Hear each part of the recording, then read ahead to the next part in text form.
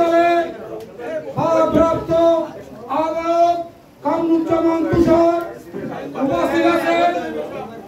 শ্রীপুর জেলা যুব দলের সদস্য সচিব কামরুল হক তুষার, সৈয়দুল হক বাসু উপস্থিত আছেন।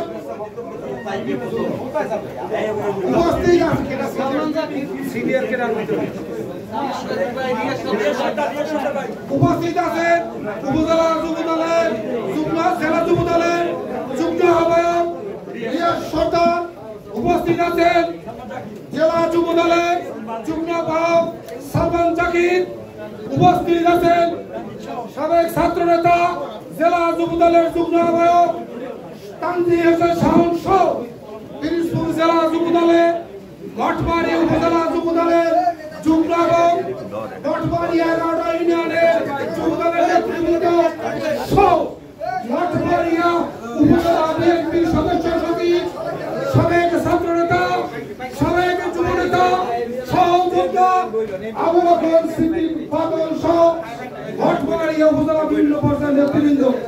প্রিয় সাথীরা, আপনারা 11টা থেকে অনেক কষ্ট করে আমাদের এই সমাবেশ সফল করার জন্য ধৈর্য ধারণ করেছেন। এজন্য মঠবাড়ি উপজেলা যুব দলের পক্ষ থেকে আপনাদের প্রতি কৃতজ্ঞতা অভিনন্দন